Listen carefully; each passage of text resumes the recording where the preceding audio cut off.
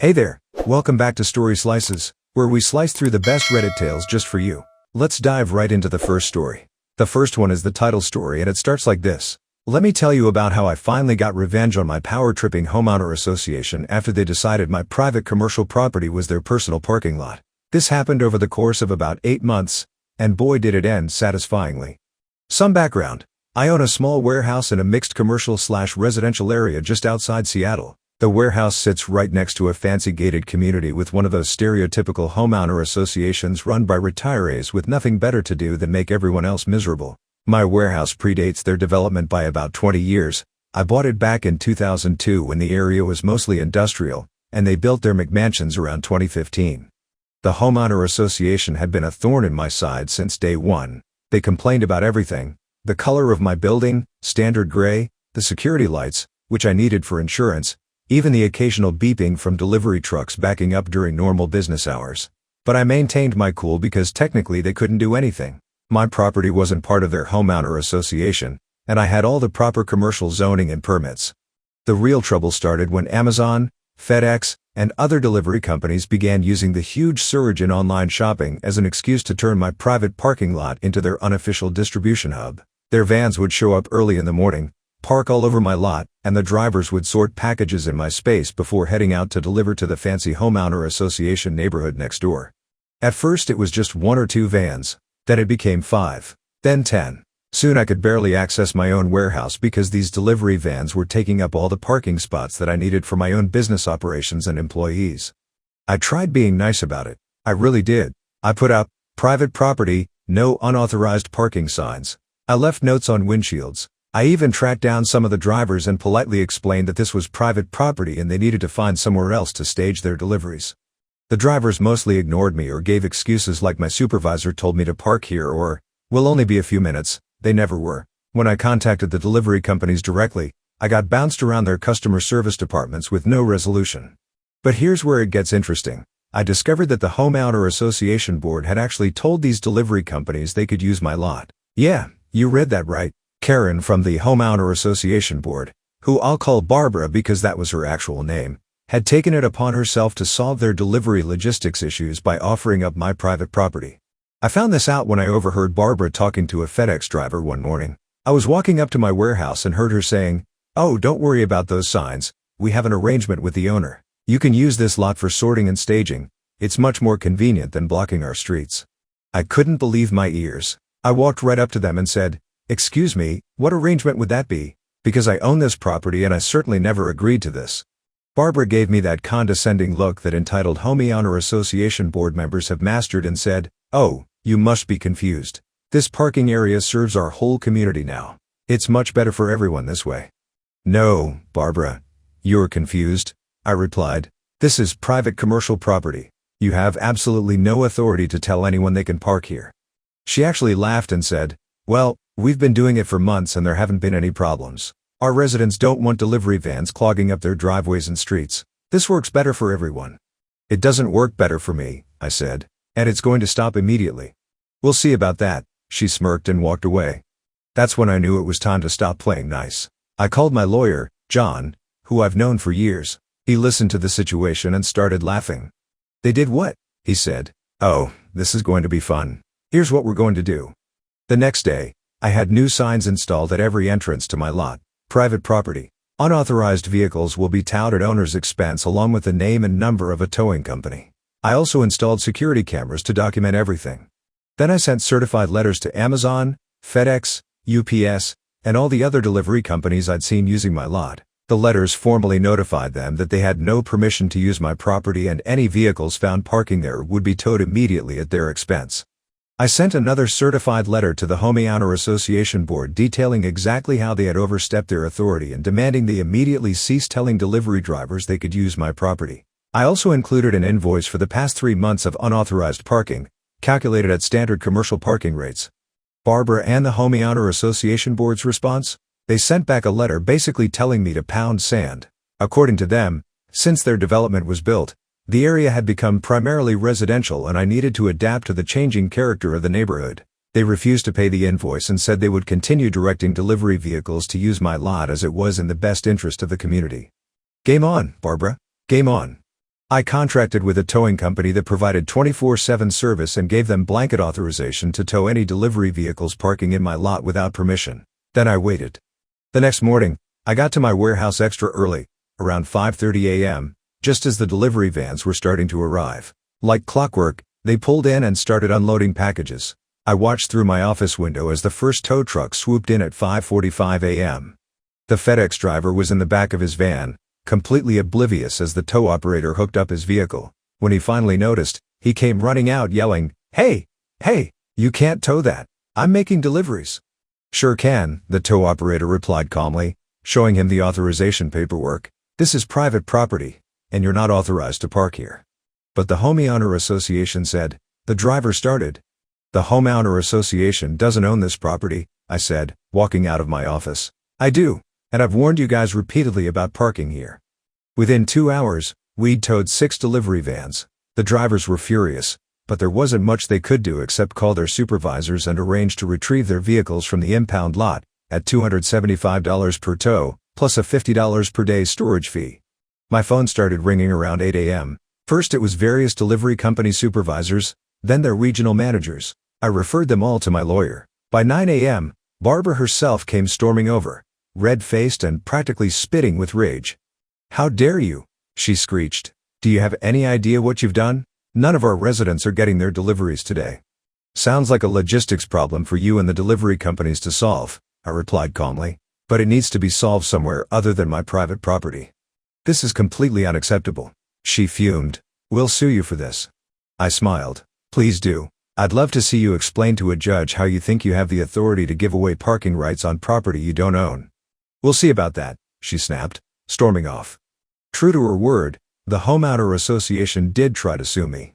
Their lawsuit claimed that my lot had become de facto community property through established use and that I was interfering with essential services to their residents. They even tried to argue that I was violating some obscure county ordinance about impeding delivery access. My lawyer couldn't stop grinning when he saw their filing. "This is beautiful," he said. "They've actually put in writing that they knowingly and intentionally directed others to trespass on your property. We're going to have fun with this."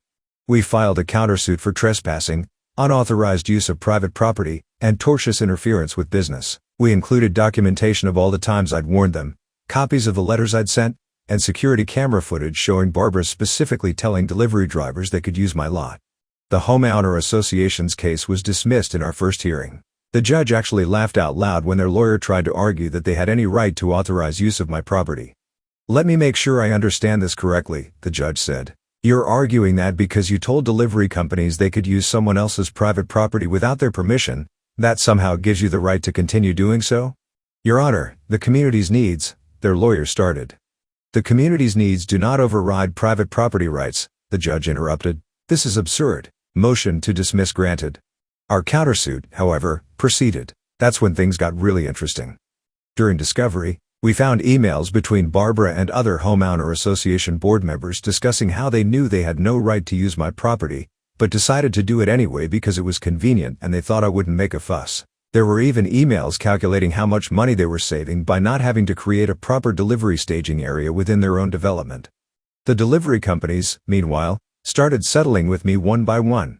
They paid for all the towing fees their drivers had incurred and signed agreements acknowledging they had no right to use my property. They also implemented new policies explicitly prohibiting their drivers from parking in private lots without permission. But the homeowner association decided to dig in their heels and fight. Big mistake. Huge. The real hammer fell when we deposed Barbara. Barbara's deposition was a masterclass in how to completely destroy your own case. My lawyer barely had to do anything. She just kept digging herself deeper with every answer. "Yes, I told the delivery companies they could use his lot," she admitted proudly. "Someone had to solve the problem, and he wasn't being reasonable about sharing." "And did you have any authority to grant this permission?" my lawyer asked. "Well, no, technically not," she replied, "but it was the practical solution. Our streets are too narrow for all these delivery vans, and our residents don't want their views spoiled by commercial vehicles." "So you knowingly authorized third parties to trespass on private property because you didn't want to look at delivery vans?" "When you put it that way, it sounds bad," Barbara huffed. "But we're a prestigious community. Property values are at stake. That warehouse is an eyesore anyway. It should never have been allowed to remain when we developed the area." That's when she really stepped in it. She went on a 5-minute rant about how my warehouse degraded their community aesthetic and how they'd been trying to find ways to force me out since they built the development. The court reporter was typing furiously, trying to keep up with this gift of self-incrimination. In fact, Barbara continued, clearly on a roll, we've been documenting every little violation we can find. Every time a truck beeps, every time the lights are too bright, we've been building a case to show that his business is a nuisance and should be shut down. My lawyer sat back, letting her talk. This was better than anything we could have hoped for. And who exactly is we? He asked when she finally wound down. The Homeowner Association Board, of course. We have weekly meetings about it. It's all in the minutes. My lawyer smiled. We'll need copies of those minutes. The Homeowner Association's lawyer, who had been sitting there getting progressively paler, finally spoke up. I think we need to take a break. But the damage was done. Those meeting minutes proved to be a goldmine of evidence showing years of coordinated harassment and intentional interference with my business. They had documented their own conspiracy. The case never made it to trial. Once we had those minutes, the Homeowner Association's lawyer practically begged us to settle. We ended up with a judgment that included $175,000 in damages for unauthorized use of my property and business interference, a permanent injunction preventing the Homeowner Association or its members from interfering with my business operations, a requirement that the Homeowner Association create and maintain their own delivery staging area within their development, full reimbursement of my legal fees, which were substantial, but the best part, Barbara and 3 other board members had to personally apologize to me in writing, and the Homeowner Association had to send a formal notice to all residents explaining that they had acted illegally and had cost the community significant money in legal fees and damages. The fallout was spectacular. At the next Homeowner Association meeting, which I heard about from some schadenfreude-loving residents, Barbara and the entire board were voted out. The Homeowner Association had to levy a special assessment on all residents to pay my judgment, which averaged out to about $2,000 per household. Needless to say, Barbara isn't very popular in the neighborhood anymore. They had to convert one of their precious communal garden areas into a delivery staging zone, complete with parking spaces for multiple vans. Some residents complained that it ruined their property values. Oh, the irony. But the new Homeowner Association board just referred those complaints to their lawyer, who apparently told them to be grateful they weren't being sued again. These days, my warehouse operates in peace. The delivery companies found new routes and staging areas that don't involve my property. I've even heard that Barbara put her house up for sale and is moving to Florida. I'm thinking of buying it through an LLC just for fun. My lawyer says the look on her face when she finds out who the buyer is would be worth the price alone. The best part? I used part of the settlement money to repaint my warehouse. It's still gray, but now it's a slightly darker shade that shows dirt less easily. Totally within code, totally within my rights, and totally worth it to see the impotent rage on the remaining Homeowner Association hardliners' faces every morning. I also installed an even bigger, brighter security light system, completely up to code and approved by the county, of course. If anyone complains, I just refer them to my lawyer's business card, which I now keep in bulk supply. Sometimes I sit in my office early in the morning, drinking my coffee and watching the delivery vans navigate their new staging area in the converted garden space. The drivers have to make 3-point turns to get in and out, and the residents have to look at commercial vehicles right in the middle of their precious community. But hey, as Barbara would say, it's the practical solution. The moral of the story? Don't mess with other people's property rights. Don't assume you can bully a business owner just because you have an Homeowner Association board title, and definitely don't document your illegal conspiracy in official meeting minutes. Oh, and one final detail. I donated part of the settlement money to the local towing company's annual Christmas party. They said it was their best year ever, and they've named their new tow truck, Barbara, in honor of the person who brought them so much business. Sometimes karma really does come full circle. Update, 6 months later. A lot of you asked for an update on my Homeowner Association warehouse situation, so here's what's happened in the last 6 months since my original post. Remember how I mentioned possibly buying Barbara's house through an LLC? Well, I actually did it. My lawyer set everything up, and we managed to get the house for well under asking price because the market in our area has cooled down significantly. Barbara had no idea who the buyer was until after closing. The look on her face at the final walkthrough when my lawyer revealed who the actual buyer was? Priceless. She turned white as a sheet and started sputtering about how this was harassment and she'd sue again. My lawyer just smiled and reminded her that she was legally obligated to complete the sale since all paperwork was signed and legitimate. I'm not actually living there. I'm renting it out to a lovely family who runs a home daycare business. Yes, it's completely legal in our state and county. Yes, I made sure the lease specifically allows it. And yes, The homeowner association tried to stop it but couldn't because their own bylaws don't prohibit home-based businesses that comply with local regulations. The family has 5 kids of their own, plus they watch about 8 other children during the day. Lots of happy screaming, playing, and general kid noise from 7 a.m. to 6 p.m., Monday through Friday. The completely legal playground equipment in the backyard is visible from several of the most expensive homes in the development, including Barbara's best friend Susan's house. You know, the one who was also on the board and got voted out. But here's where it gets even better. Remember those meeting minutes that documented their harassment campaign against my business? Well, my lawyer shared them with some other business owners in the area who'd been having similar problems with this homeowner association. Turns out I wasn't the only one they were trying to bully. 3 other businesses filed their own lawsuits using our case as precedent. 2 have already settled for significant amounts, and the 3rd is ongoing. The homeowner association had to levy another special assessment to cover these new settlements. This time it was $3,000 per household. The new homeowner association board is actually reasonable to deal with. They approached me last month about redesigning their delivery staging area because the converted garden space wasn't working well. I agreed to let them hire a traffic consultant to study the area and make recommendations. They're paying for everything, of course, and any changes will be made on their property, not mine. They also apologized for the previous board's behavior and asked if I'd be willing to serve as a consultant for their commercial interface committee, basically helping them figure out how to coexist better with the businesses around their development. I agreed, but only if everything is documented in writing and goes through my lawyer first. Trust but verify, right?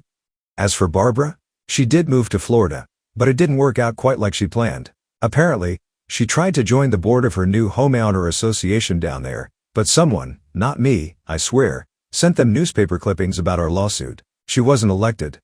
The delivery companies have completely changed their procedures in our area. They've actually thanked me because dealing with this situation forced them to develop better logistics plans. They now have designated staging areas throughout the region, all properly contracted and legal. Their drivers are happier because they have proper facilities, and delivery times have actually improved. My warehouse business is doing better than ever. I used some of the settlement money to upgrade our loading docks and install better security systems. We're even expanding. I bought the vacant lot next door, which the homeowner association had been eyeing for a community garden, and I'm building a second warehouse. All permits are approved, all paperwork is in order, and construction starts next month. The best part? The new homeowner association board asked if I'd consider using a slightly different shade of gray for the new warehouse to better match the neighborhood aesthetic. I said I'd think about it if they covered the cost difference for the premium paint. They agreed immediately. See how easy things are when people act reasonably and legally? Oh, and that tow truck they named Barbara, it's now the company's lucky charm. They use it exclusively for homeowner association-related towing calls throughout the county. The driver tells me it's made him a small fortune. I guess the final lesson here is that karma doesn't just come around. Sometimes it buys a house in your development, starts a legal daycare business, and builds a second warehouse next door. All completely legal and by the book, of course. My lawyer says this case has become required reading in his firm's real estate department as a perfect example of how not to run a homeowner association. He's even been invited to give talks at legal conferences about it. I'm just glad it's all settled and I can focus on running my business without having to worry about homeowner association drama anymore.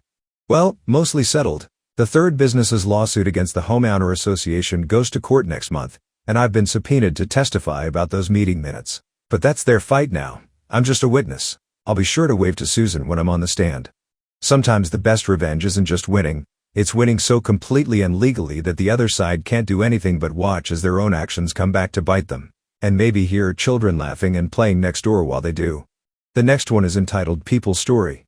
My girlfriend Amy and I went on our first date around 1.5 years ago, took things slowly while being exclusive, and have been officially dating 1 year. Overall, the relationship has been pretty good, minus some small hiccups in communication that she chalks up to her neurodivergence. Amy isn't great with texting, which I thought was a red flag at first until I found out she's like that with almost everyone, most of her friends and family included.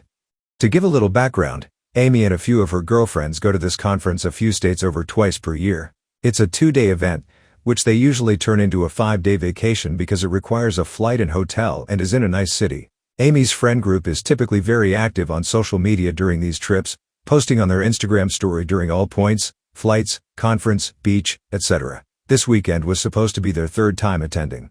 Amy and her friends have had their flights and hotels booked for a few months, confirmed by some of their posts on social media being excited about having everything booked. Unfortunately, the conference was canceled, but they already booked everything, so they decided to still enjoy a vacation. My girlfriend and I had a date night last weekend. She was telling me how excited she was for her trip. All was good, but at the end of the date I caught a glimpse of Amy's phone. She was on her airline app and it looked like she was reading cancellation policies. We had a long day and I was tired and felt like I was snooping/being nosy, so I didn't say anything. During the week, I asked Amy to hang out the day before the flight, emphasizing that I wanted to see her before her trip. Unfortunately, she was meeting up with her group of coworker friends, so she couldn't. No worries. The morning of her flight, I texted her wishing her a safe flight and happy trip, and she liked my message. We haven't talked since. As I said, she's not a big texter, so we usually don't text much besides planning dates and in emergencies. I figured she was on her trip, so I haven't texted to plan a date. Now, on to the meat of the issue. Amy is now supposed to be a few days into her trip, and I noticed none of her friends were posting on Instagram. I thought that was weird because they usually post a lot, but I shrugged it off. That was until tonight. Amy started posting videos of her at a show. It looked fun and I didn't think twice about it. Until the ending, where the show host called out "thank you" and then the name of the major city nearby where we live, approximately 30-minute drive. I looked up the name of the show, and of course, it was in that nearby city this weekend. Meaning she wasn't on that vacation after all, and never thought to say anything to me about it. I did a little snooping on Venmo and found out that over 2 weeks ago Amy's friend paid her back the money that Amy had her sent her for the hotel and car rental. So she's known the trip was canceled for 2 weeks and hasn't said anything to me every time I brought it up. Where do I go from here? I feel like I'm suddenly spiraling, going crazy overthinking everything lately to see if I've missed any signs. I've already started assuming the worst and I'm panicking. I'm out of town for the weekend and I feel like this has totally thrown off my trip. Is this worth a conversation, or is the relationship already over? Is there any reason she would have not said something by now? Even if she tells me the trip was canceled right when I see her before I confront her, would that still justify not telling me until after the trip? Please, any advice is greatly appreciated. Thank you. Update. To quickly summarize my last post, a few weeks back my girlfriend was supposed to go on a trip a few states away to go to a conference. I came to find out that the conference was canceled and she didn't actually go, and never even bothered to tell me. She lied by omission about it by not telling me when I texted her to have a good flight. I found out she didn't go because her best friend posted a picture of them at a show in our local nearby city.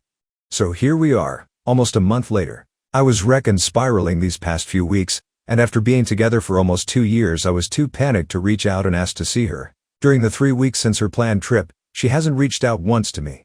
That was until yesterday, when she casually reached out like we hadn't just ignored each other for 3 weeks and asked to see a movie. So I just finally saw her tonight. In the car I asked about her trip. Her facial response was really weird, like she got caught off guard. I'm guessing she was expecting me to forget about it after a few weeks of not seeing her. She just said it was okay, which instantly confirmed my suspicions. I asked her what she had done and she said she went to that conference one day, which as I said in my last post was canceled, and went to a show after before returning home the day after I made my original post. I asked her which and she claimed the show that was in our local city. I was driving at the time and it was dark out, so I waited to confront her as I didn't want to get emotional and dangerous. I confronted her for lying about the trip, doubling down and lying about the conference, and tripling down to lie about the show.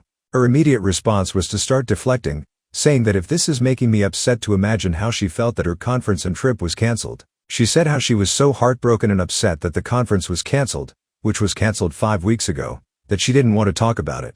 She kept saying that she doesn't owe it to me or anybody else to tell us about her business and what's going on in her life. I of course called her out for gaslighting me, to which her response was that she was not gaslighting me. Kind of ironic, I guess. When I talked about how it made me feel and that she damaged my trust for her, she again tried to belittle my feelings by rolling her eyes and saying that it was only a show. This conversation ended up opening to a much bigger issue in our relationship that I didn't mention in my last post. Generally, Amy treated me really poorly throughout the relationship. She was hot and cold, put zero effort into communication, and it never felt like she made a priority. She'd give me zero affection or compliments despite drooling and crushing over male celebrities all day. She's made little effort to connect me and her family and friends. We've talked about all of this a few times now. She would always say she was overwhelmed with some new excuse and promise it would get better. I would cave in and agree to work through things. As expected, things never got better.